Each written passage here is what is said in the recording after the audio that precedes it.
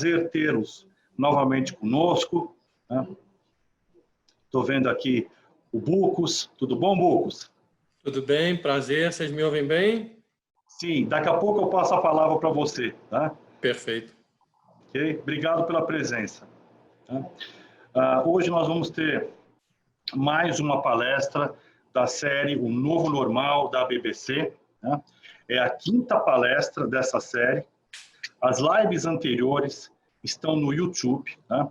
Temos lá o Carlos Piazza, Ramiro Novak, o André Jaferian, o Hugo Stocco. Confiram, por gentileza. Tá? Hoje, na 5ª palestra, né, no Novo Normal da BBC, teremos o Luiz Bucos, com o tema Novas Formas de Trabalhar e Tecnologias como Habilitadores de Novos Modelos de Negócios. Bucos é um profissional que trabalha com inovação há bastante tempo e fundador da Forward Thinking Consulting, além de ser pai da Ana Laura. Forma original de se apresentar, não é, professor? Poderia explicar para a gente? A palavra é sua. Muito obrigado. Vamos seguir adiante. Tá bom. Em primeiro lugar, Roberto, mais uma vez, muito obrigado pelo convite para participar aqui do Fórum da BBC. Eu sempre tenho um prazer de contribuir e compartilhar conhecimento. Eu acho que essa é a primeira forma que a gente encontra de desenvolver relacionamentos e conhecer novas pessoas, amadurecer conhecimento e evoluir. Eu vou compartilhar minha tela. Vocês confirmam para mim se vocês estão vendo tudo certinho. Estão vendo? Sim. Então, maravilha.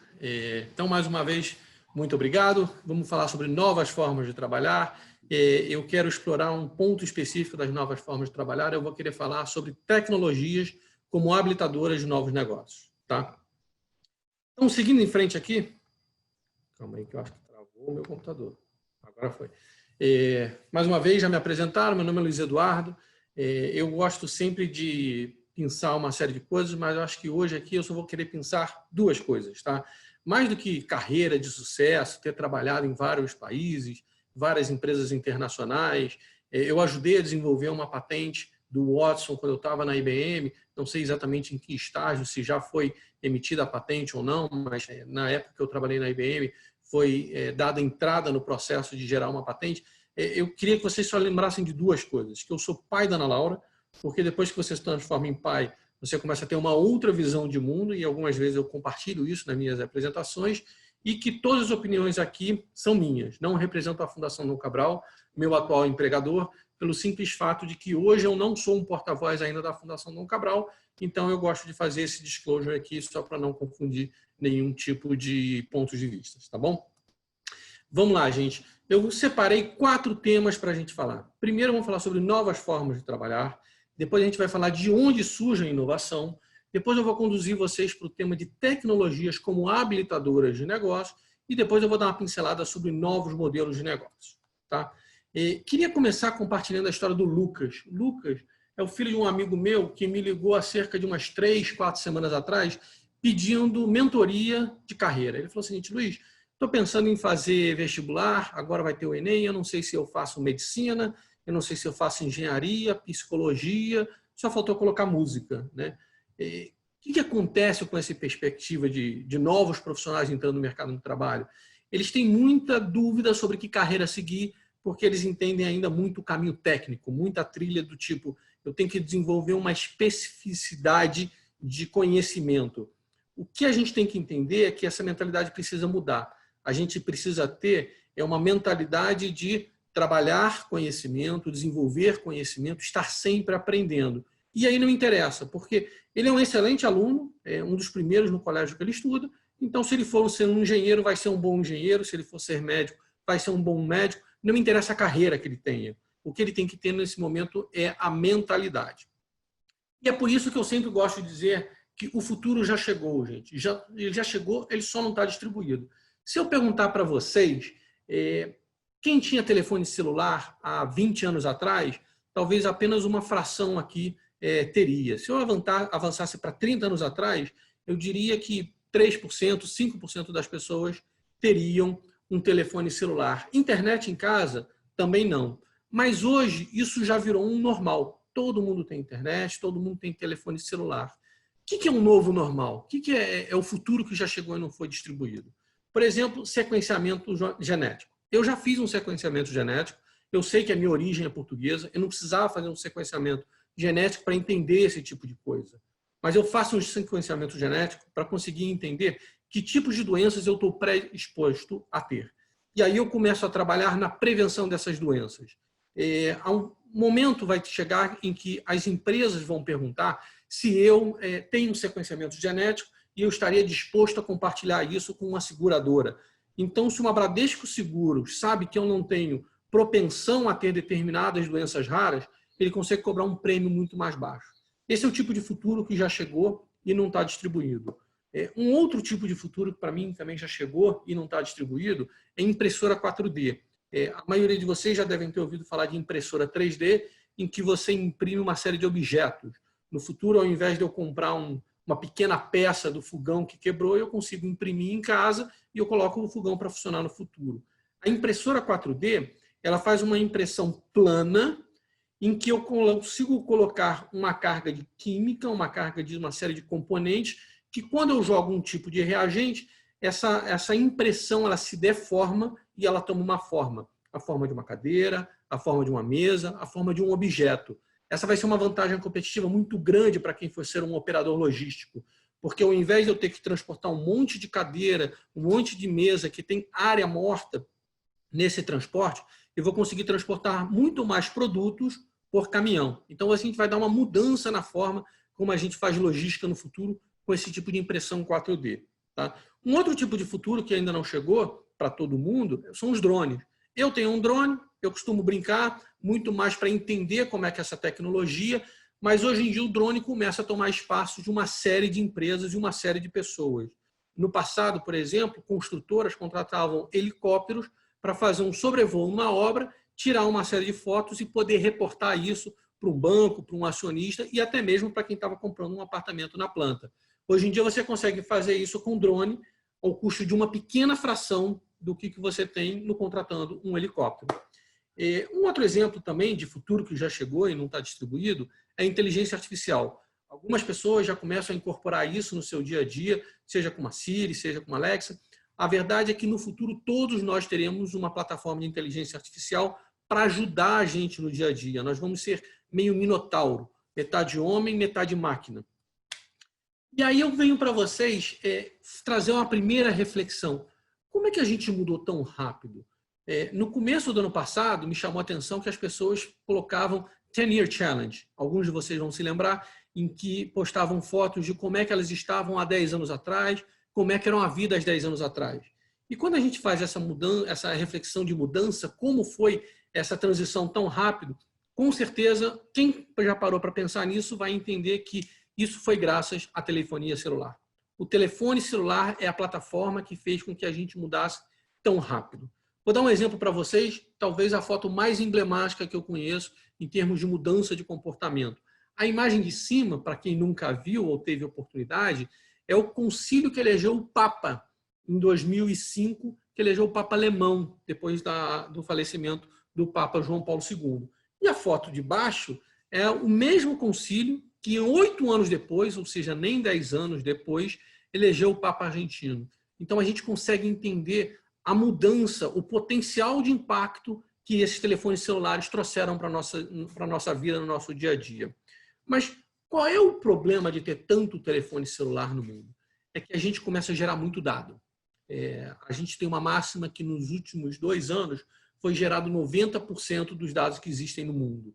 Para 2025, o repórter do Capra, ele diz que a gente vai ter 163 zettabytes de dados disponíveis para a gente. Grande parte desses dados que estão sendo criados são dados de sensores, são dados de internet das coisas, imagens de telefones celulares que nós batemos fotos, vídeos que nós fazemos registrando determinados acontecimentos, muito texto. Hoje em dia todo mundo é porta-voz, todo mundo tem a capacidade de colocar na internet, colocar numa plataforma social seus pensamentos, suas reflexões e compartilhar para gerar conhecimento. E os dados tradicionais eles também vêm crescendo na medida em que cada vez mais as pessoas estão empreendendo. Mas esse é o tsunami que a gente encontra. E qual o resultado de tanto dado sendo criado? Eu enxergo que a gente está vivendo um darwinismo digital que é o típico de começo de era. A gente está saindo da era industrial e definitivamente entrando na era digital. E aqui eu trago um caso para vocês que para mim foi emblemático, que é o caso da Amazon. Em 2006, quando você analisava o valor de mercado da Amazon, ela valia 17 bilhões de dólares. E quando você pegava 8 varejistas no mercado americano, esse grupo valia 400 bilhões de dólares. Quando foi para 2016, esses mesmos 8 varejistas eles perderam valor. Eles passaram a valer 298 bi.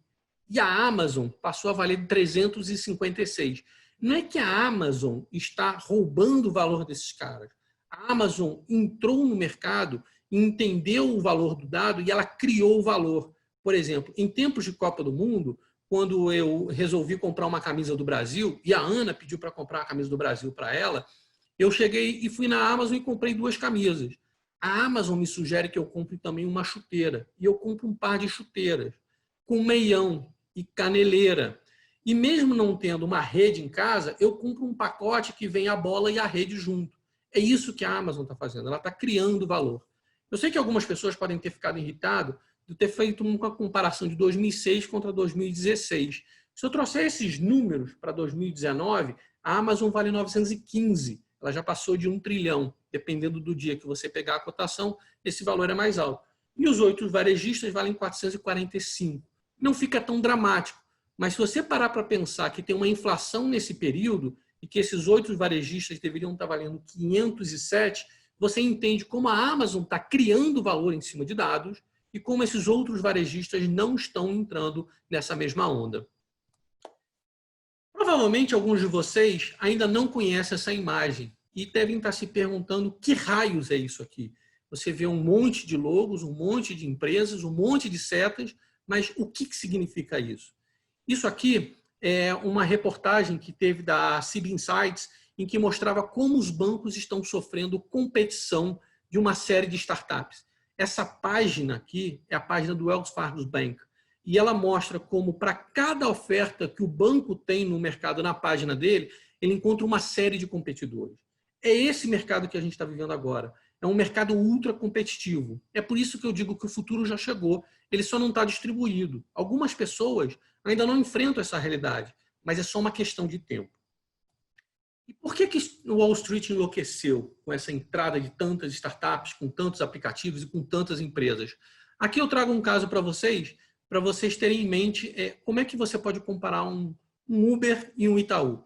O Itaú tem 30 milhões de correntistas. Tá? Se ele tiver que emitir 13 extratos, são 12 extratos, um por mês, mais um consolidado do ano, ao custo de R$10 cada um desses extratos, o Itaú gasta só com extrato quase 4 bilhões de reais por ano. Em compensação, quando você olha o Uber tem 600 mil motoristas no Brasil.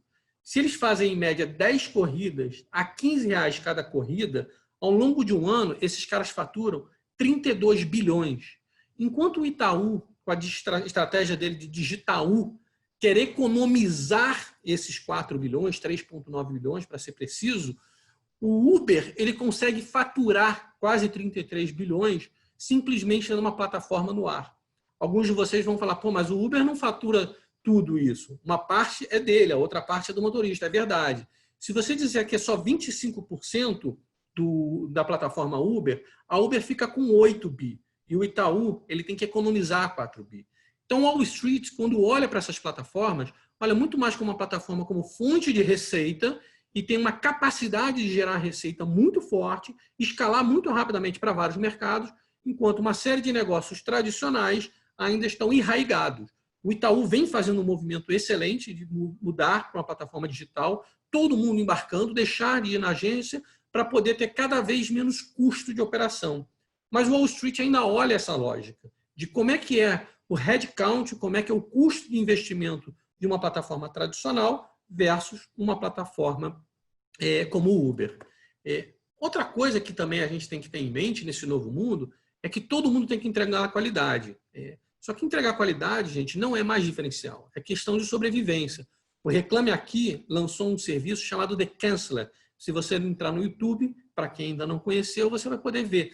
Ele simplesmente consegue arquitetar, com a plataforma de inteligência artificial do Google e da IBM, um serviço em que você consegue colocar uma inteligência artificial para cancelar um serviço.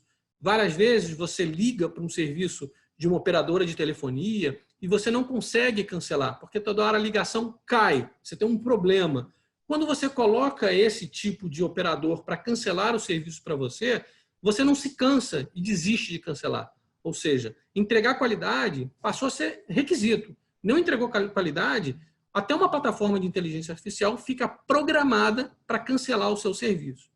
Qual o resultado de tudo isso?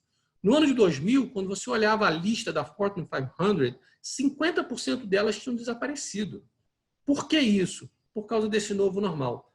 Por causa desse futuro que já chegou e não está distribuído. E aqui eu vou dar um exemplo para vocês, como é que a gente mudou a nossa rotina. Aqui a minha rotina como eu tinha no Rio de Janeiro, até o ano de 2005, quando eu morava com meus pais. Eu acordava às 7 horas da manhã e eu li um jornal impresso, o Jornal Globo. Meu pai provavelmente vai ser o último assinante do Jornal Globo no Rio de Janeiro, pelo comportamento, a tradição que ele tem de ler jornal impresso. Eu saía de casa às 8 horas mais ou menos e ia para o trabalho ouvindo rádio no carro. E eu chegava no trabalho e ficava no computador até a hora de ir embora, quando eu voltava para casa de novo ouvindo rádio. E quando eu chegava em casa, eu via televisão.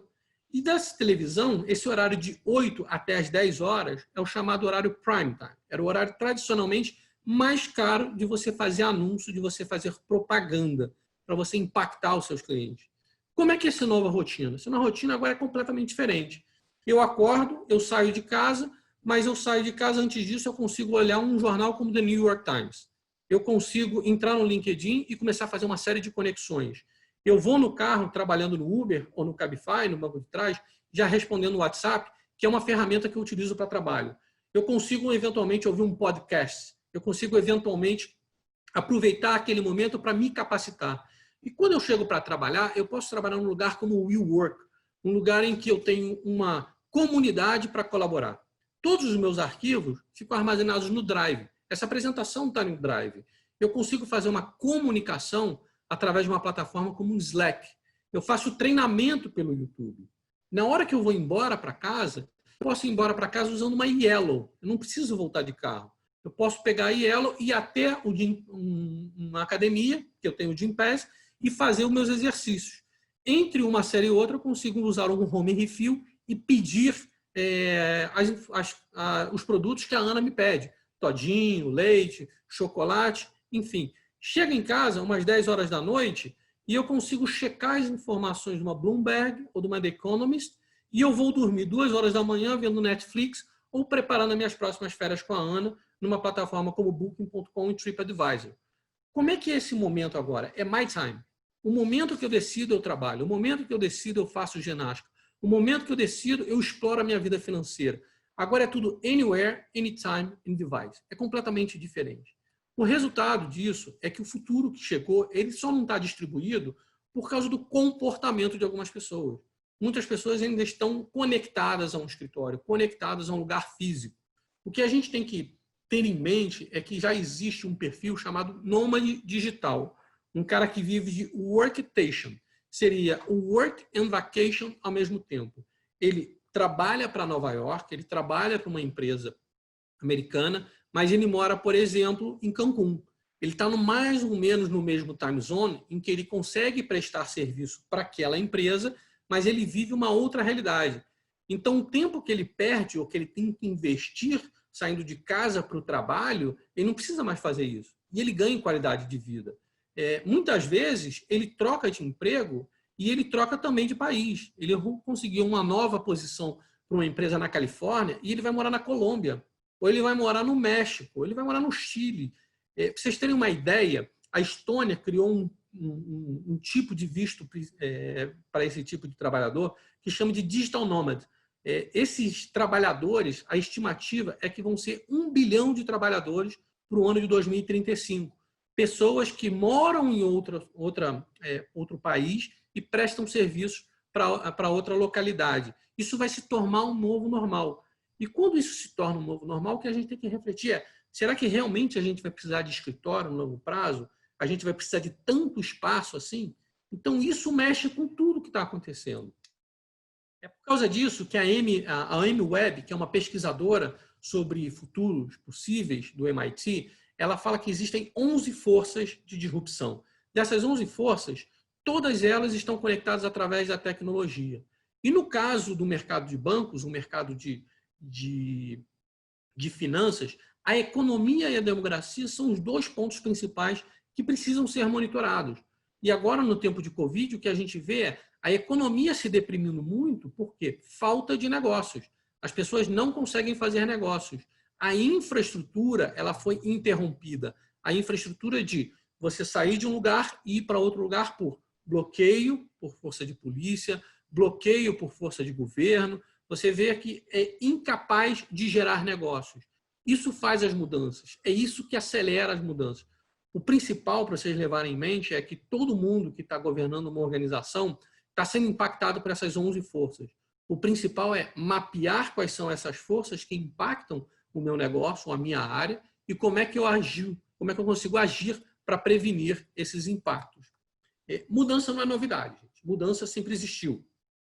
Para vocês terem uma ideia, as aerolíneas demoraram 68 anos para atingir 50 milhões de usuários. Foram 68 anos para conseguir atingir esse número. O Pokémon GO, ele atingiu essa mesma quantidade de usuários em só 19 dias. O que a gente está vendo? É uma aceleração. Os telefones celulares, como eu falei para vocês no começo, cada vez mais eles capacitam, eles possibilitam a gente a fazer mais negócios, ter mais acesso. E quais são as consequências desse mundo tão interconectado, tão disponível? Em primeiro lugar, nós, como profissionais, a gente tem cada vez mais o nosso skill sendo depreciado. Um skill, hoje em dia, ele, em média, 5 anos, ele perde 50% do valor dele no mercado. Então, se agora você acha que é sexy, é atrativo você ser um Scrum Master, um Data Scientist, um Developer, em termos de tempo, é muito rápido esse valor se perder no mercado. Tá? A segunda coisa que a gente precisa ter em mente é que o tempo para a gente treinar é muito maior agora. Nessa mesma pesquisa do IBV, do IBM Business Value, ele mostrava que em 2014 você precisava de 4 dias para treinar um grupo de trabalhadores. Em 2018, esse número de tempo necessário subiu para 40 dias. Ou seja, em apenas 4 anos, são 10 vezes mais esforços necessários para treinar os trabalhadores. E como se não fosse o suficiente, ainda tem a parte de tecnologia, automação. O World Economic Forum ele estima que em 2022, algum par de anos na frente, a gente vai perder 75 milhões de posições e vamos criar 133 milhões de posições. Outro tipo de impacto também que a gente vai ter é a necessidade de fazer um reskill na força de trabalho. São 120 milhões de pessoas. Alguns de vocês vão falar, nossa, 120 bilhões é muito pouco. O mundo tem 7 bilhões de pessoas. Mas para colocar em perspectiva, 120 milhões de pessoas é o equivalente à população economicamente ativa do Brasil, do México, da Argentina e do Chile, ou seja, as maiores economias da América Latina. E agora a gente vai entender um pouco mais de, ok, entendi, a gente entendeu um contexto, ele está cada vez mais acelerado, a gente precisa inovar, a gente precisa se transformar. Então, da onde surge inovação? A inovação ela surge de 3 círculos, que é o que é desejável pelo ser humano, o que é factível pelo ser humano e o que é viável para se fazer isso economicamente. Eu gosto de adicionar o tema de jurídico, se esse negócio juridicamente é aceitável, para você não cair num limbo de começar um negócio e depois descobrir que ele não segue.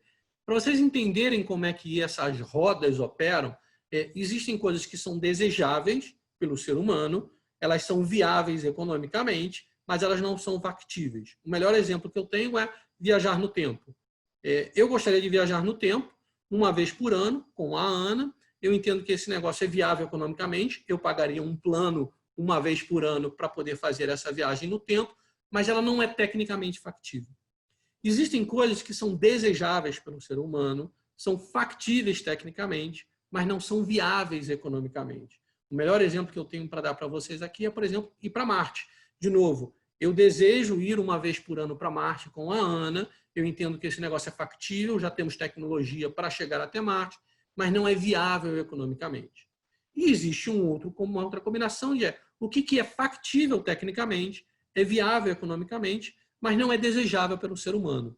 O melhor exemplo que eu tenho é, por exemplo, eu morei no México durante 3 anos, é factível de chegar no dia do meu aniversário, eu contratar um grupo de pessoas para fazer uma festa surpresa para mim. Factível? É. É viável economicamente? Sim, eu estou contratando um monte de figurante. É desejável? Eu não creio. Eu não quero ter uma festa surpresa de um monte de estranhos. Então, quando você consegue combinar o que é desejável, o que é factível e o que é viável, você começa a ter uma possibilidade de produzir inovação. O tema de jurídico eu vou explorar um pouquinho mais para frente, quando a gente estiver concluindo e falando do Airbnb, tá bom? O que a gente precisa ter em mente é que resistência à mudança é normal. Toda vez que a gente pensa em fazer inovação, existe uma parcela da população e muitas vezes existe um DNA da organização que é contra esse tipo de mudança. Para vocês terem uma ideia, quando você lê uma frase como essa, vivemos em um mundo com excesso de informação, a enorme quantidade de dados aos quais as pessoas são expostas diariamente é prejudicial em todos os sentidos, a maioria de vocês devem estar pensando em tecnologias como internet, telefones celulares, ou até mesmo televisão, para quem ainda assiste esse tipo de meio. Uma outra frase também que demonstra a resistência à mudança ser normal é: essas novidades causarão problemas sérios. As pessoas perderão sua capacidade de memória por falta de uso. Muitos de vocês, novamente, devem estar pensando em telefones celulares. Na verdade, essas frases são muito mais antigas. Quando a gente fala que vivemos em um mundo com excesso de informação, quem disse isso foi Konrad Schessner, um cientista suíço no século XVI sobre a prensa mecânica. E essas novidades, quem estava falando era Sócrates, o pai da democracia sobre a escrita. Então, novidade necessariamente traz resistência à mudança. E as organizações têm que aprender a trabalhar com esse tipo de coisa. E como é que a gente trabalha isso? A primeira coisa é construindo. E Design Thinking ganhou muita força nessa proposta de construir inovação quando você entende qual é o pain point, qual é o ponto de partida, a dor que existe. O Design Thinking ele entra a partir de um mapa de empatia. Eu entendo a dor, o que esse cara sente, o que ele fala, o que ele pensa. Eu consigo traduzir os sentimentos desse perfil para uma necessidade. Em cima dessa necessidade, eu começo a fazer uma série de pesquisas e explorar oportunidades e hipóteses para levar ao mercado. E eu começo a experimentar esse conceito. Esse é o ponto de partida para você produzir uma inovação. Você tem que garantir que esse negócio é desejável. A segunda coisa que você vai precisar fazer é resolver esse negócio trazendo para o mundo se é factível. Esse negócio é factível tecnicamente, você começa a construir a experiência do usuário. Como é que esse usuário vai lidar com essa solução? E muitas vezes, ao longo desse processo de construir uma solução, você acaba pivotando, porque você tem uma ideia, você tem um insight e você vê que você consegue levar isso para uma outra solução em que atende essa necessidade. E aí você torna isso factível. A próxima etapa, você coloca metodologias ágeis para transformar esse conceito, essa experiência do usuário, em algo factível. É o conceito de sprints. A cada jornada, você entrega um incremento dessa experiência, um incremento dessa visão que você teve do que é desejável. E, ao final, você faz um growth hacking a partir do momento em que você pega aquela necessidade, você leva para o mercado para você afinar. Você vai fazer uma série de testes até você entender que esse negócio está no ponto certo e você consegue escalar com plataformas, marketing digital e outras formas. Quando você faz tudo isso, você consegue fazer com que produtos sejam digitais. Você consegue fazer com que entretenimento virou digital, comida virou digital, rádio virou digital, propaganda virou digital, preços digital, mapa virou digital, diálogo é digital, até relacionamento é digital. E com tudo isso, a gente transformou a sociedade em always on. Estamos sempre ligados, porque nós estamos instrumentados, temos um telefone celular, estamos o tempo inteiro interconectados através de internet, com as informações disponíveis no cloud, e inteligentes quando você consegue utilizar uma plataforma como o Siri no seu telefone celular. Essa é a nova realidade que a gente tem. E qual é a consequência de quando você não segue aqueles ciclos de inovação? Você aqui tem um exemplo de 50 casos de corporações em que falharam ao inovar. Eu selecionei uma que é do MySpace. O MySpace, para vocês terem uma ideia, em 2006 tinha 100 milhões de usuários. E o Facebook tinha ali a sua altura de 15 milhões de usuários. Como é que eram as práticas do MySpace? A navegação era muito pouco intuitiva, era difícil você encontrar as coisas que você queria. O modelo de rentabilização que eles tinham era uma série de anúncios e pop-ups que eram super inconvenientes, em que você está navegando e do nada surge uma propaganda que você não tinha o menor interesse. E, por fim, proteção de dados. As informações eram plenamente compartilhadas com os anunciantes. O resultado dessa não inovação e a entrada do Facebook no mercado, a gente já sabe. Em 4 anos depois, o Facebook batia 600 milhões de usuários e o MySpace já tinha caído dos 100 milhões para alguma coisa abaixo desse valor. Então, não inovar significa que, em breve, você vai ser superado por alguém. Eu já mostrei para vocês anteriormente o caso da Fortune 500, em que as empresas listadas no ano 2000, 50% já desapareceram. Ou seja, não inovar é questão de você desaparecer. Mas nem tudo é flores quando você fala de inovação. Para vocês terem uma ideia, a cada 3.000 ideias de pesquisa e desenvolvimento, apenas 100 se transformam em projetos. 2 vão para lançamento no mercado e uma tem sucesso. Então, não é fácil investir em pesquisa, não é fácil investir em inovação e esse negócio não é uma receita de bolo. Mas o fato é, quem não investe nisso não vai conseguir sobreviver. Por isso que o que nos trouxe até aqui não vai nos levar adiante. A gente tem que ter a mentalidade que é preciso mudar, é preciso se transformar. E a resistência à mudança vai existir, como a gente viu o caso de Conrad Schaeffner e o caso de Sócrates. A gente precisa utilizar as tecnologias como habilitadoras de modelos de negócio. Quando eu falei para vocês que eu tinha feito o meu sequenciamento genético, quanto é que vale os meus dados? Se os meus dados são uma moeda, quanto é que vale os meus dados? E a próxima pergunta é, quanto é que vale a plataforma 23andMe para um grupo de empresas como essa daqui? Para vocês terem uma ideia, a 23andMe ela conseguiu levantar 300 milhões de dólares no passado, através de um round que ela fez com a GlaxoSmithKline, e recentemente ela fez mais um levantamento e ela atingiu 786 milhões de dólares de funding para investir em pesquisa e desenvolvimento de genética, sequenciamento genético e suas aplicações. Hoje, o valor de mercado da 23andMe é 2,5 bilhões de dólares. Agora, você imagina uma plataforma como essa, qual é o valor que não tem para uma seguradora, em que consegue dizer se vale a pena segurar o Luiz ou não vale a pena segurar o Luiz referente à carga genética dele. É por isso que eu deixei de lado aquela rodinha que eu falei para vocês de juridicamente aceitável. O marco jurídico hoje, em alguns lugares, não permite que você faça esse tipo de coisa. Tem outros lugares que são omissos. Então, a partir do momento em que eu consigo saber exatamente qual é o risco do Luiz, eu consigo dizer se vale a pena segurar esse cara ou não. Esse é o tipo de inovação que está vindo. Um outro tipo de plataforma inovadora que a gente tem que ter em mente é blockchain. Para quem trabalha em banco, blockchain é uma questão de sobrevivência.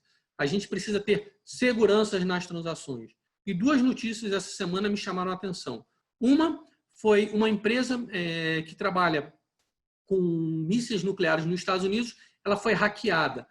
Na segunda-feira, se eu não me engano, a Light, no Rio de Janeiro, foi uma notícia que saiu no Globo e saiu, tenho ainda o hábito de ler o Globo, não perdi, claro, ele noticiou que a Light foi hackeada. Estavam pedindo um resgate para poder devolver ao operador a capacidade de operar. Então, cada vez mais, você precisa investir em segurança. E a melhor forma que eu entendo ou compreendo é investir em blockchain quando você está no mercado financeiro, para você poder garantir que cada uma das transações que estão sendo executadas, elas têm confiabilidade no mercado. Um smart contract, por exemplo. Sexta-feira da semana passada, também teve uma notícia sobre a entrada da Pix, que é a nova forma em que os bancos vão fazer transações. A gente não vai ter mais TED, a gente não vai ter mais DOC, a gente vai ter Pix. Essa é uma grande vantagem, não é em plataforma de blockchain, e esse, para mim, é um tema que eu acho que o Banco Central precisa se preocupar. Investir em blockchain. Vocês, certamente, o grupo que está aqui já entende blockchain, eu não vou me atrever a dar uma aula, mas o principal é que quando você trabalha com blockchain, você trabalha com confiabilidade entre as partes. Você consegue fazer um rastreamento das informações, desde a sua origem até o último elo da cadeia.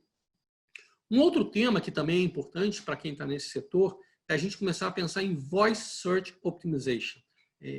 Tradicionalmente, quem trabalha com marketing está acostumado a ouvir o SEO, Search Engine Optimization. Como é que a minha página, como é que o meu banco precisa ser encontrado, como é que as pessoas me procuram. Se eu sou um banco de nicho, como é que eu faço para ter acesso a crédito para plantar milho? Como é que eu faço para ter acesso a crédito para agronegócio ou para pequeno negócio? O Search Engine Optimization ajuda você a se posicionar para esse tipo de busca. Só que muito em breve, num curtíssimo espaço de tempo, se lembra aquela foto emblemática do Vaticano, a gente vai começar a ver Voice Search Optimization, em que as pessoas não mais vão ficar perguntando no Google crédito imobiliário. As pessoas vão falar, Siri, preciso de crédito imobiliário. Siri, preciso de crédito para plantar milho, preciso de crédito para abrir um pequeno negócio. E se a sua plataforma não estiver otimizada para uma busca por voz e não mais por texto, você perde vantagem competitiva. Então, esse é o tipo de tecnologia em que tem que começar a dominar. Como é que você faz pesquisas em linguagem natural no meio da internet. Um outro tipo de coisas que também precisa ser levado em consideração para quem está nesse meio bancário é que as transações elas vão ser bancos sem agências. As transações via WhatsApp, recentemente também saindo essa semana, a gente vê que finalmente chegou. E o primeiro lugar no mundo para fazer transação via WhatsApp foi no Brasil. A especulação era que isso ia acontecer na Índia, mas aconteceu aqui no Brasil. Para vocês terem uma ideia, na China, esse tipo de transação já acontece através do chat há muito tempo. Pedintes nas ruas, eles têm um QR Code e você consegue fazer doação para essas pessoas. Para vocês terem uma ideia de como é que opera essas e-wallets, por semana, um pedinte chega a ganhar 4.500 renminbi, o equivalente a $600 por semana. Então, é isso que a gente tem que ter em mente. Transações, elas vão deixar de ser transações puramente via TED, DOC e transações com dinheiro e cada vez mais elas vão acontecer através de plataformas. Tá? E aí você começa a ter uma outra reflexão. A gente está apagando fronteiras. Tradicionalmente, quando você pensava em transações, você imaginava os bancos, ou então plataformas como Visa, Mastercard, American Express, fazendo essas transações. Hoje, o que eu enxergo é que você tem plataformas prontas e disponíveis pelas próprias operadoras de telefonia celulares. Eu acredito que muito em breve essas empresas vão começar a entrar no meio de bancos de pagamento. E se você parar para pensar, tem um outro grupo de operadores de meios de pagamentos, como o Google Pay, a Apple Pay, PayPal e o próprio Walmart, que já operam, além do WhatsApp, como a gente viu essa semana. E eu fiz questão de colocar aqui na rodapé a Yellow, porque eu enxergo a Yellow uma espécie de banco, na medida em que eu pago pelos serviços adiantado, eu faço um depósito de 100, 200 reais para a Yellow e depois eu vou consumir esses valores. A Yellow recebe um caminhão de dinheiro. O que ela faz com todo esse dinheiro? Ela fica esperando? Não. Ela com certeza coloca esse dinheiro para trabalhar. Então a Yellow ela tem uma operação, vamos dizer assim, quase igual de banco, em que ela captura uma série de valores e depois ela presta esses serviços. Então, a gente tem que pensar que existe uma nova mentalidade entrando no mercado com essas plataformas. É o caso que eu comentei lá atrás de Itaú contra o Uber. Muitas vezes, quando você compara um contra o outro, você vê que tem uma vantagem muito grande a plataforma. Ela ganha todos os recursos na frente e depois ela presta serviço. E se eu esquecer, o dinheiro ficou abandonado lá, mas está com ela e não comigo. Tá? Como é que você tem que trabalhar esse tipo de coisa? Como é que os bancos deveriam estar operando? Eu entendo que a primeira coisa que tem que acontecer é um planejamento estratégico. Tem que fazer um planejamento estratégico e um monitoramento dessa execução. No mercado de bancos, existem 5 tendências que eu consegui explorar. Entendo que realmente esse negócio vai acontecer em termos muito curtos de espaço de tempo. E quando a gente coloca isso em termos de tempo, de tecnologias, eu acho que as plataformas, APIs como plataformas, vai acontecer num espaço muito curto de tempo. Eu acho que RPA já deve estar entrando, se não deveria estar presente nos bancos, tá? E os pagamentos instantâneos, essa coisa tem que acontecer muito rápido no Brasil. É isso que o consumidor está demandando. Você se lembra quando eu falei lá atrás como é que a gente produz inovação? Tudo começa com a roda do design thinking, a roda de entender o que esse consumidor ele quer experimentar, ele quer consumir. Um exemplo de como é que é importante esse planejamento estratégico é o caso do Facebook. O Facebook ele divulgou o roadmap dele dos próximos 10 anos, em que no primeiro momento era um ecossistema. No segundo momento, ele estava focando em criação de produtos e desenvolvimento desses produtos. E agora ele está entrando cada vez mais em tecnologias. Como é que essas tecnologias vão entrar para dentro do Facebook para transformar a experiência? E agora eu queria falar para vocês um pouco sobre estruturando o modelo de negócio. Ok, já entendi todo o contexto, é um contexto que se transforma e se altera muito rapidamente, e agora eu preciso embarcar tecnologias para me ajudar a mudar essa minha plataforma, essa minha realidade. A primeira coisa que todo mundo utiliza hoje em dia é o Canvas, do Osterwald. É a melhor coisa que tem, porque ele, em uma única página, ele consegue dar transparência se existe um equilíbrio, se existe uma afinidade entre as informações que você está colocando. Quando você coloca isso em perspectiva e você tem clareza, você consegue começar a pensar em novas plataformas, em novos modelos de negócio. E aqui eu trouxe alguns para conversar com vocês, apenas de uma forma bem simples, tá? Para não ter que aprofundar e não perder tanto tempo. Por exemplo, Patents to Money. A Microsoft ela transformou os competidores dela em clientes. Quando ela adquire uma série de patentes, ela compra no mercado uma série de patentes e ela revende isso, muitas vezes para competidores dela. Então, esse Patents to Money é um tipo de investimento, é um tipo de modelo de negócio, de uma linha de produtos que ela tem, em que a Microsoft compra patente, ela compra o direito exclusivo de explorar determinado tema e ela revende isso no mercado. É quando você coloca as patentes para trabalhar para vocês. O modelo de desintermediação, eu já conversei com vocês, já mostrei um caso, não vou citar. Mas o modelo de 24/7 é o caso, por exemplo, da Amazon. A Amazon, quando resolveu comprar Whole Foods nos Estados Unidos, ela entendeu o seguinte: eu gasto muito dinheiro com frete. Eu tenho que sair do meu centro de distribuição, entregar na casa desse cara e depois voltar para o meu centro de distribuição. E se eu, ao invés de ter que fazer isso, distribuir para todas essas casas, eu tiver que distribuir para um número menor de pontos de distribuição? Ela comprou a Whole Foods porque ela consegue colocar no estacionamento da Whole Foods uma série de lockers. E nesse locker, ela deixa minha compra. E eu tenho 24, 48 horas para retirar esse produto através de um código que é enviado para mim. A Amazon já sabe que eu vou fazer compra no Whole Foods 2 vezes por semana. Então, ela fala para mim o seguinte: Luiz, você tem de hoje até domingo para retirar os seus produtos nesse local. Ela está me dando serviço 24 horas por 7. A qualquer hora eu consigo retirar o meu produto. E ela consegue economizar, porque ela consegue não mais ter que entregar na casa de todas as pessoas. E não mais ter que ter uma equipe gigantesca de logística para fazer uma entrega door to door. Ela consegue fazer esse tipo de transformação. Ingredient Branding, por exemplo, é quando você fala Intel Inside. Você tem uma série de produtos em que você está vendendo, mas e aí? Qual é o meu core? Bem, é Intel. Ah, ok. Então, esse é um tipo de branding, um tipo em que você explora. Eu não sou o cara mais competente para produzir processadores, mas eu estou vendendo um produto em que está embarcado um produto da Intel. Algumas empresas também fazem isso de outra forma. Um outro exemplo, dando sequência aqui, de repertório, de modelos de negócio, são produtos com ciclos muito curtos. Quem conseguiu fazer isso foi a Zara. A Zara tem a capacidade de produzir uma saia, enviar para vários lugares, testar o mercado, e se aquele mercado ali ele não absorve aqueles produtos, ela consegue remanejar para aquele produto para uma outra localidade em que está absorvendo aquele tipo de produto e produzir aquele outro que está sendo absorvido naquele mercado. Então, se a saia não está saindo em São Paulo, mas sai muito bem no Rio de Janeiro, e em compensação o vestido sai muito bem em Belo Horizonte, eu consigo remanejar esses produtos.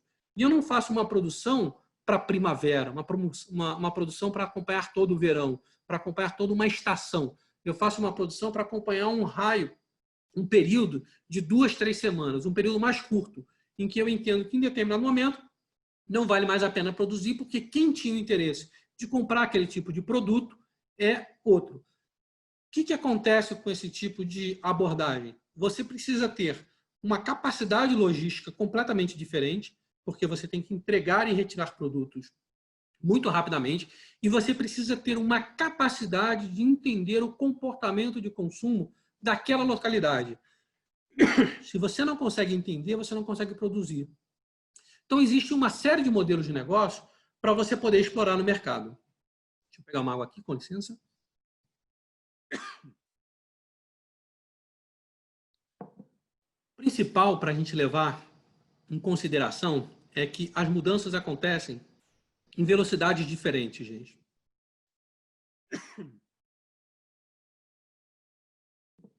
Desculpa. As políticas públicas, elas acontecem muito devagar. A gente apenas conseguiu aprovar agora uma reforma da Previdência. Discutir se a gente pode ou não pode ter um microaluguel ainda não está nem na pauta de um congresso, que é o caso do Airbnb.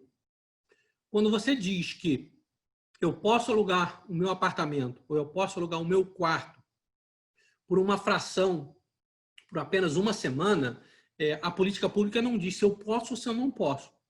É uma zona cinza.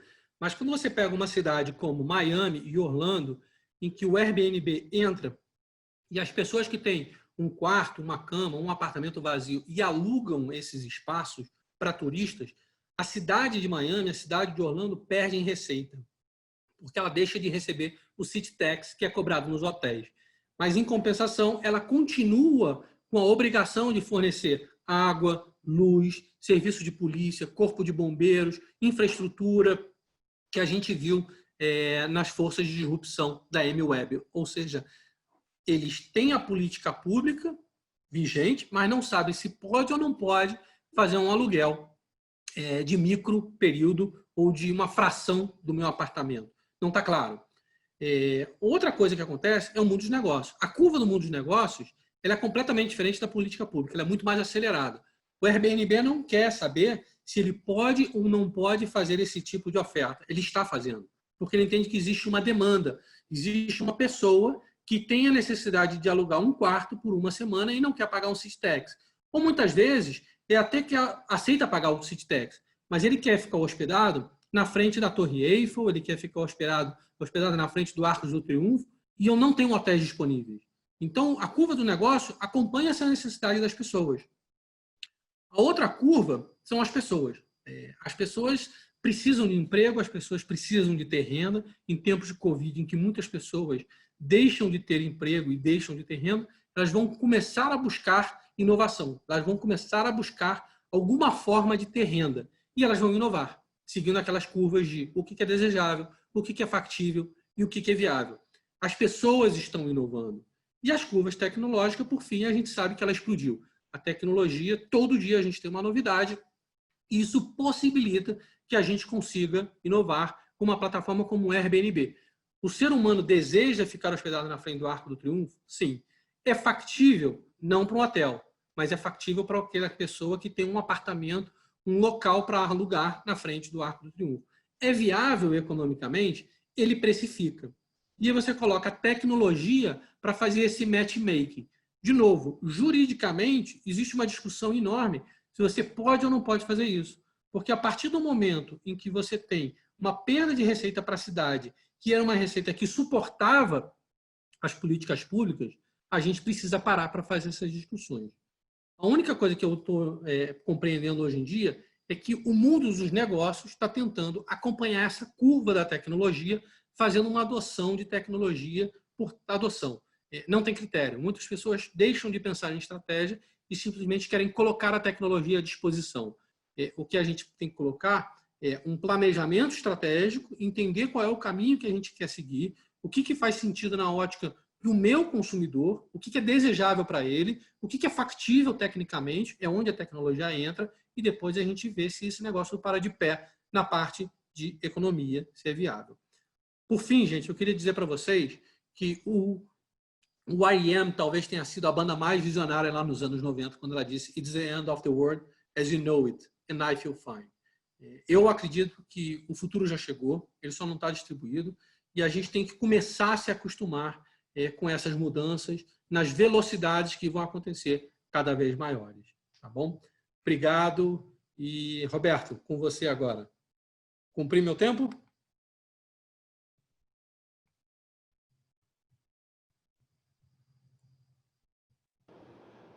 Professor, muito obrigado. Excelente palestra. Estou recebendo aqui vários elogios. Né? Obrigado. Bacana. Vamos ver aqui. Perguntas. Bom, qual a iniciativa brasileira de tecnologia e consumo você destacaria? Qual iniciativa brasileira de tecnologia e consumo você destacaria? Nossa, não entendi exatamente a pergunta para onde a pessoa quer ir. Em termos de tecnologia, o que eu destaco é o Brasil está conseguindo produzir cada vez mais tecnologia, várias empresas investindo em inovação. Eu estava na IBM, posso falar isso, passei uns 10 anos lá na IBM, e ela tem uma divisão de pesquisa no Brasil. O Brasil começou a se despertar para investir em tecnologia. Então, em termos de consumo, o que eu destaco é que algumas marcas podem estar fazendo essa combinação, essa iniciativa brasileira de tecnologia em consumo, como o caso da Amaro. A Amaro é uma loja, eu não conhecia por ser homem, é uma loja focada para as mulheres, em que ela só tem um showroom. Você entra numa loja, você tem uma série de peças de todos os tamanhos, das mais diferentes cores, em que você compra, mas não leva. A mulher tem a opção de provar tudo que ela deseja, mas ela não leva nenhuma peça da loja. Se ela quiser receber aquilo até o final do dia, porque ela tem uma festa e ela vai querer usar e etc., ela paga um valor maior e ela recebe em 2, 3 horas na casa dela para ela poder ir para uma festa à noite. Então, talvez essa seja um destaque de tecnologia e consumo combinado. Ok, muito bem respondido, professor. Excelente, obrigado. Está chegando mais aqui, hein? Vamos lá. Vamos lá. A anterior foi do Leandro, da BBC, agora da Andréa Camilo. Quais são as áreas que serão mais impactadas com esta pandemia? Legal essa. Né? Imagino que áreas que você deve estar falando são áreas de organizações e não indústrias. Se você estiver falando de indústrias, toda indústria que estiver conectada a consumo, em que você demanda fazer um deslocamento para fazer esse consumo, essa área essa indústria vai ser impactada. É o caso de cinema. Ninguém mais está saindo de casa para ir para o cinema. Se tiver um espaço fechado, que nem cinema, teatro, de novo, muito impactado. Avião, empresas aéreas, também impactado. Mas quando você fala de áreas, que eu entendi que você quer saber de áreas, eu acho que a área mais impactada na Covid é a área de recursos humanos. Recurso humano está sendo sumamente demandado para conseguir dar respostas a desafios. Coloco as pessoas em home office ou não coloco as pessoas em home office? Quando eu falo daquela curva jurídica, eu posso colocar uma pessoa em home office ou não posso colocar a pessoa em home office? Algumas carreiras é muito fácil você colocá-la de home office. A minha, por exemplo, minha profissão, consigo trabalhar de casa tranquilamente. Mas quando você fala de um técnico, em que precisa de um equipamento específico para ele exercer a função dele, eu não consigo pegar um torneiro mecânico, dar um torno para ele e mandar para a casa dele. É inviável esse tipo de coisa.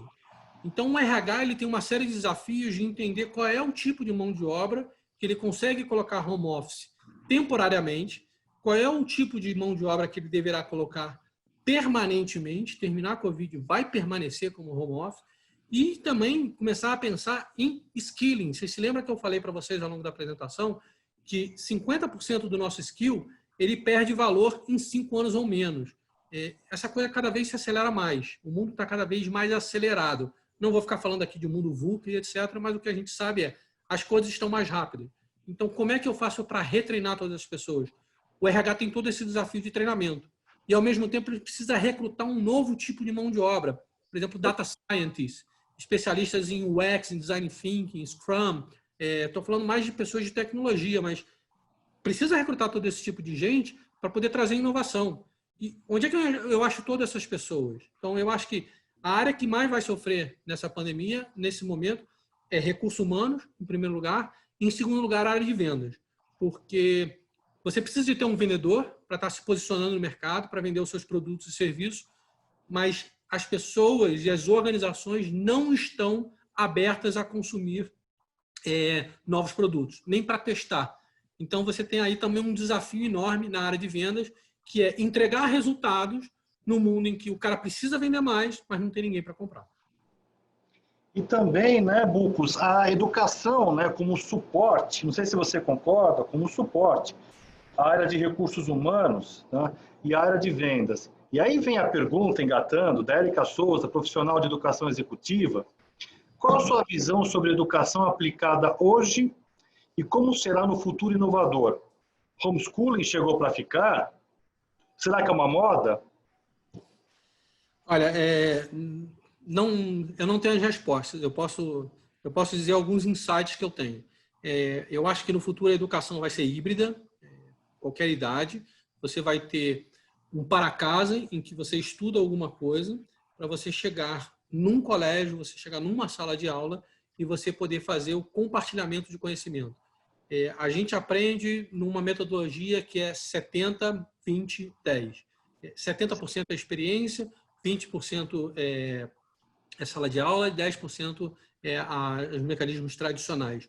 Eu acho que esse número vai subir, vai ser um 85, 15, 5, alguma coisa assim, tá? 80, 15, 5. Porque mais da metade das pessoas, quando você pergunta, elas aprendem muito mais quando você está numa sala de aula trocando experiências.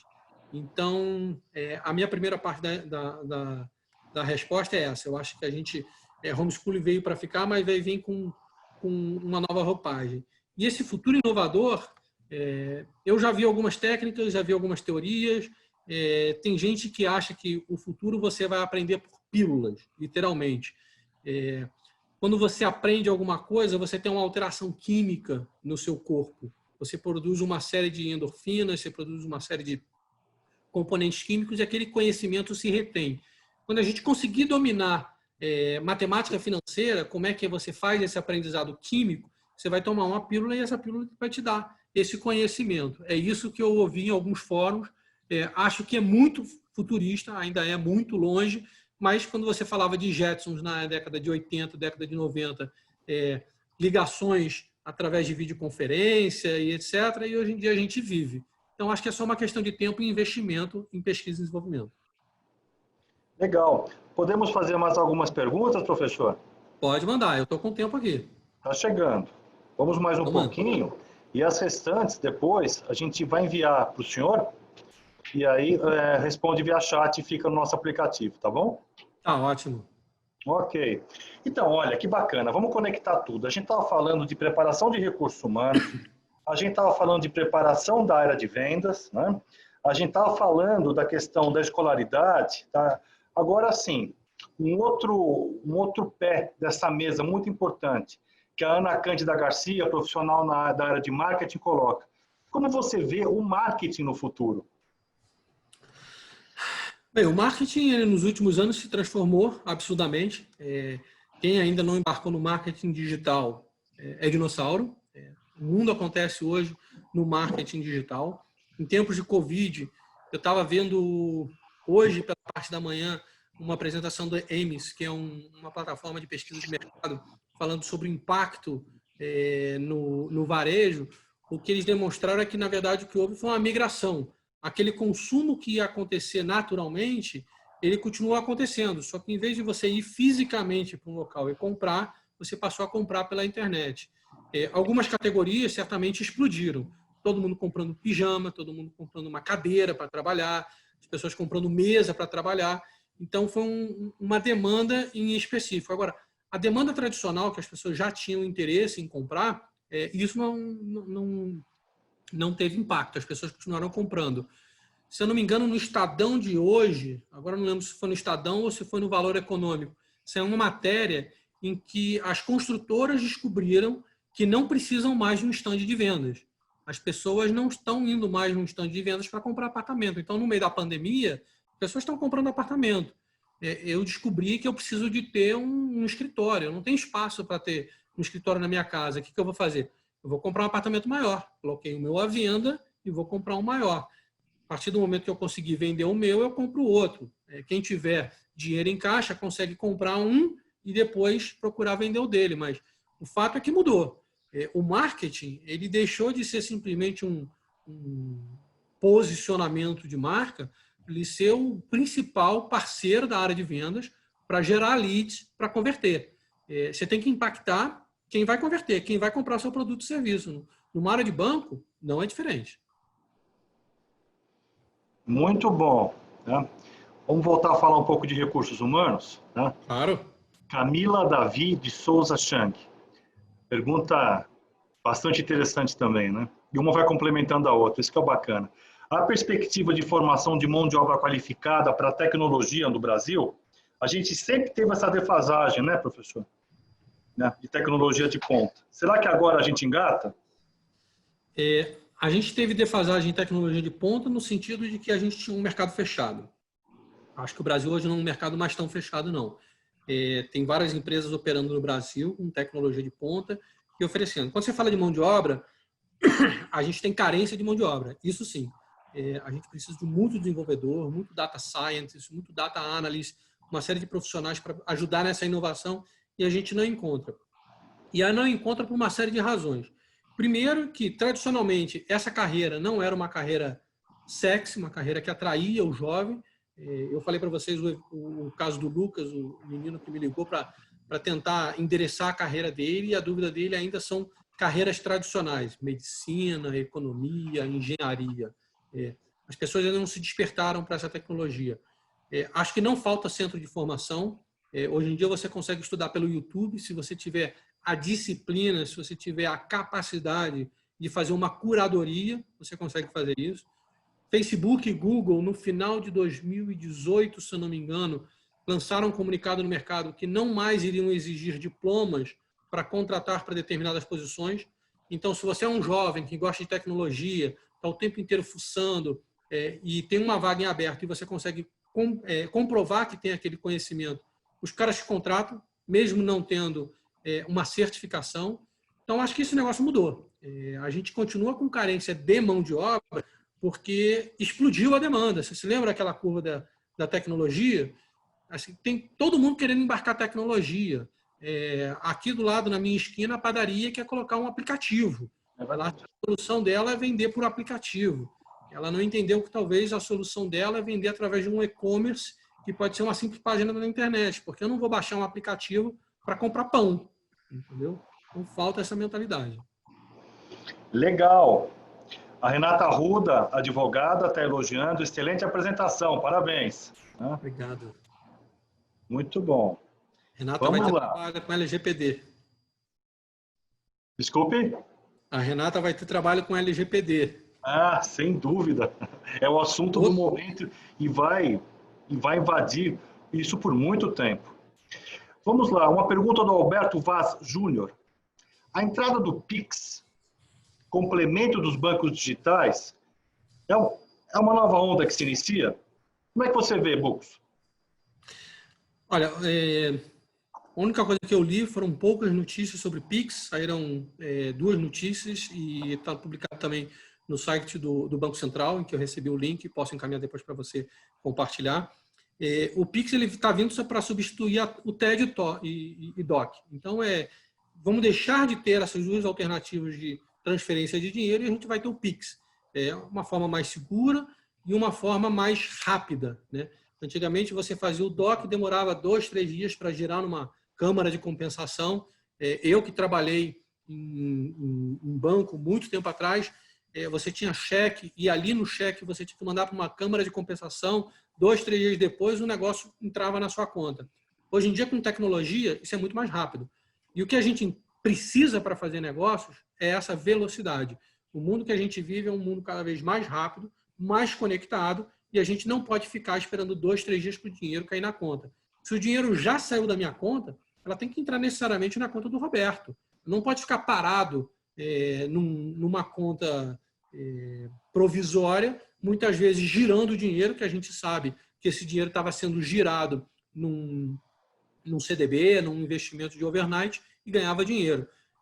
Hoje em dia não vai fazer também diferença nenhuma, porque a taxa Selic agora com 2,25, inflação de 2,25, a gente praticamente está com taxa de rendimento zero. A poupança hoje é rendimento negativo.